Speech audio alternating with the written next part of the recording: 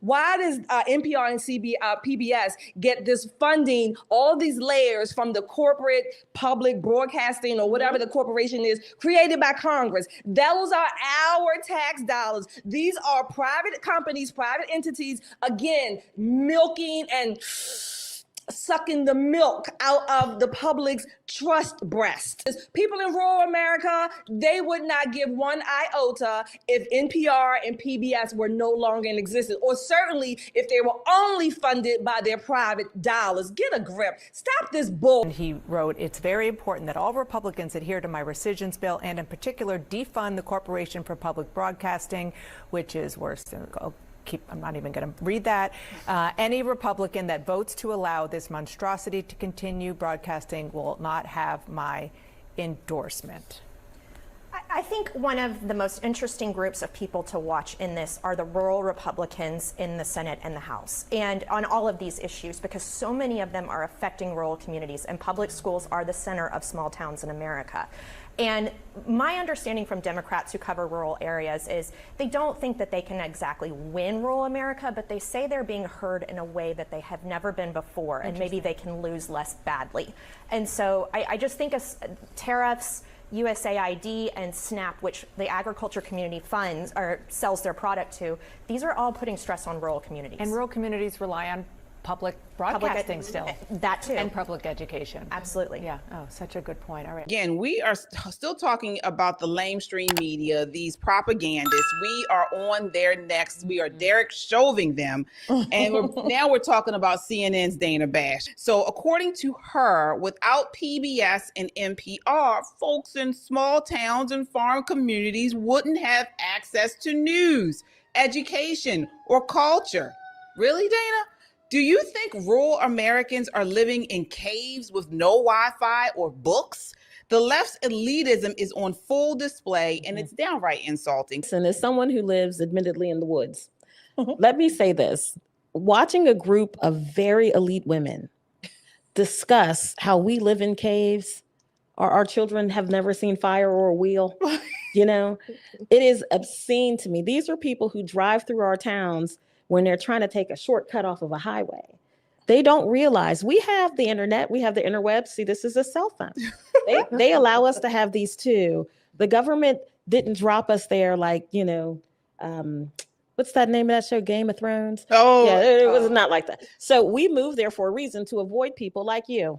We moved there not to send our children to public school, because kids are homeschooled in rural areas at a rate of 2 to 1. Wow. Than urban areas. And believe it or not, we have electricity and roofs. It's amazing. We do grow our own food. It's much better than the food that we sell to your grocery store so that you can eat. But we're not dependent on government funding. Now, everybody likes the radio to an extent. But most people have Sirius XM, right? Because again, the interweb works where we live. It makes me crazy to hear these women make these cringy remarks. They don't even know anybody who lives in the country. They don't know any rural people. And they don't like them. And They clearly do not like them. I've heard that they don't like them. Clearly They're don't snobs. Right. These coastal elites are snobs. Generally speaking, what they call Midwest rural towns, a flyover country, right? Yes. Not only do rural towns, Nicole, have electricity and cell phones and modern technology, many people in the rural areas are gun owners, right? Oh, lots of them. So I don't understand how NPR and PBS, they believe they have this much influence. No, what they're trying to do, they're trying to influence them with the pablum and all of the elitism and the bias that NPR and PBS put out. Another thing I don't understand is why, please somebody tell me, why does NPR and PBS get this funding, all these layers from the corporate public broadcasting or whatever the corporation is created by Congress? Those are our tax dollars. These are private companies, private entities, again, milking and sucking the milk out of the public's trust breast, okay? That's what they're doing. That's what they're doing. They don't need this. People in rural America, they would not give one iota if NPR and PBS were no longer in existence, or certainly if they were only funded by their private dollars. Get a grip. Stop this bull. This is more pablum, Dana, and that panel that you're trying to put out. And no, people in rural America, it's not going to work. First of all, no one listens to that. I think I'm the only person who does NPR because of the Tiny Desk. I told you guys. I did it. I did it today, actually. I love a Tiny Desk concert, but do I love it enough to give them my tax dollars? No.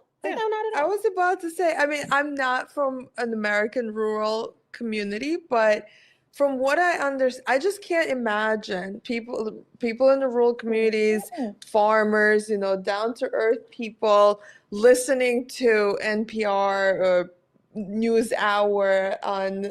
No, ma'am.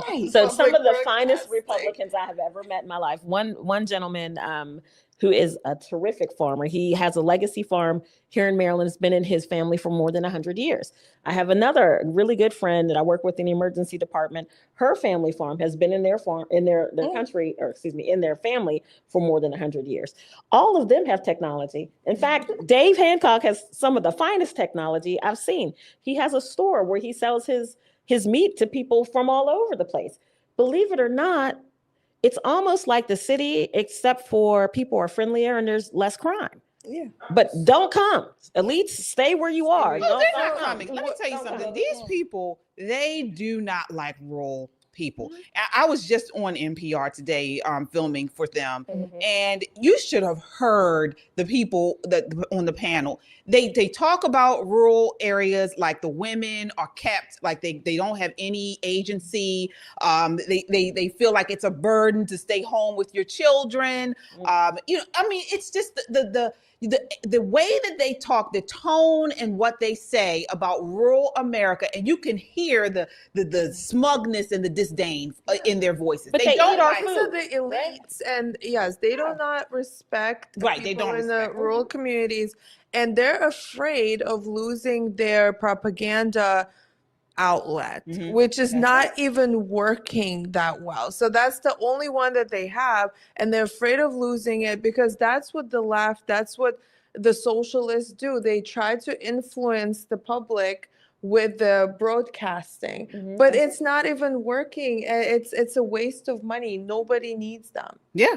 And speaking of that, let's talk about the bias in NPR. Ms. Kerger, in 2023, when PBS had a program, Washington Week with the Atlantic, and when President Biden's mental acuity was questioned, one of the reporters claimed the GOP was lying.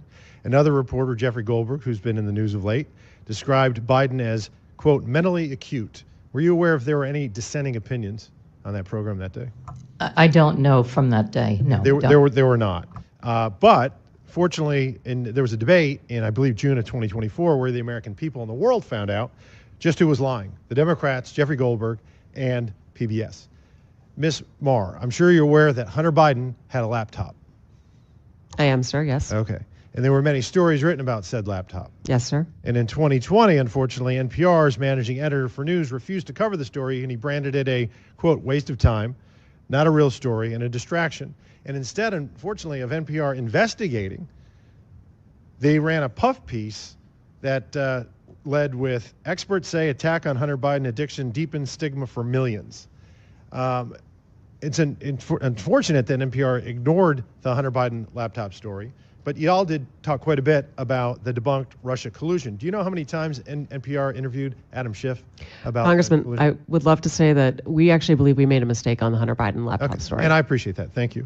How many times did y'all interview Adam Schiff about the Russia collusion? I'm sorry, I don't have that number. It was 25 times.